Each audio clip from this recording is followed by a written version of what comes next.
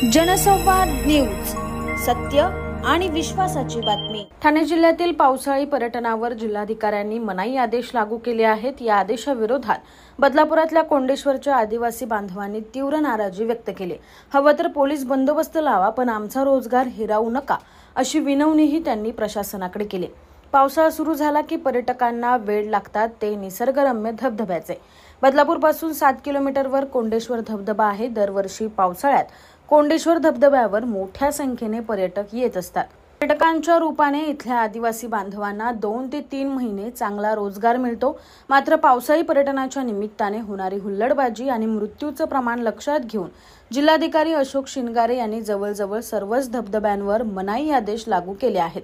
या आदेशांमुळे आपलं मोठं नुकसान होणार असल्याची भीती कोंडेश्वर मधल्या आदिवासी बांधवांनी व्यक्त केली। कोंडेश्वर धबधब्याजवळ पुरातन शिवमंदिर आहे। पर्यटक दर्शनासोबत इथल्या निसर्गाचा आनंद घेण्यासाठी येत असतात।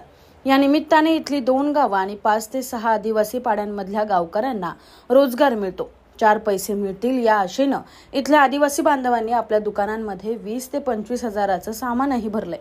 मात्र शासनाच्या मनाई आदेशामुळे होणारे नुकसान कसं भरून निघणार याची चिंता त्यांना लागून राहिली। एवढं सामान भरून आमचा काय फायदा झाला? त्या आधीच बोलायचं होतं ना आम्हाला, सामान नका बरं, आमची मोलमजुरी याच्याच असते। काय विकता तुम्ही? नारळ, हार, मक्का, बिस्किट। नाही, शनिवार रविवार ते बंद केलाय। त्या खोलायसाठी आम्ही आता मंदिर आहे, मग लोक येतील ना दर्शनासाठी, ते बंद करून ठेवलाय। आम्हाला कमीत कमी 15 वर्ष झाली धंदा करतो। पोलीसवाले आता एवढं सामान भरलं आम्ही, कमीत कमी 10-15 हजाराचं सामान आणलंय, तेवढं फुकाट गेलं। तर धंदा कधी असतो? शनिवार रविवार असतो। आता एवढी दुकानं लावलेत, तर या दुकानात सगळ्याचं नुकसान झालं का नाही? पोलीसवाले बंदी घातली, या खुला करावा असं आमचं म्हणणं आहे। फक्त 2च महिन्यात धंदा असतो आमचा, मग कुठे मजुरी भेटेल तिथे जातो आम्ही मजुरी। आता सध्या जिल्हाधिकाऱ्यांनी जे आदेश दिले ते आता एकदम चुकीचे आदेश आहेत। कारण की पर्यटक येतात, पण जे दर्शनासाठी येतात, वरती फिरण्यासाठी येतात, त्यांच्यासाठी तरी खुला ठेवलं पाहिजे।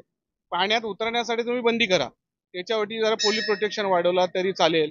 पण इथे जे आमचे आदिवासी लोक आहेत, ज्यांचं जे घर प्रपंच जे चालतंय, आता तिथे पुढे स्टॉल लावलेले आहेत, त्यांचे पूर्ण स्टॉलवरती त्यांचं जे आता जे येतील पर्यटक, त्यांच्यानुसारच त्यांचा धंदा जो होईल त्याच्यावरती त्यांचं घराचं सगळे कार्यभार चालतोय।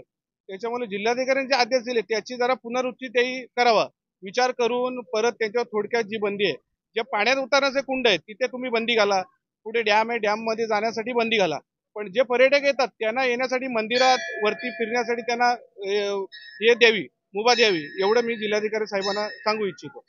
हे प्राचीन मंदिर आहे शंकराचं, याच्या दर्शनासाठी पर्यटक येतात।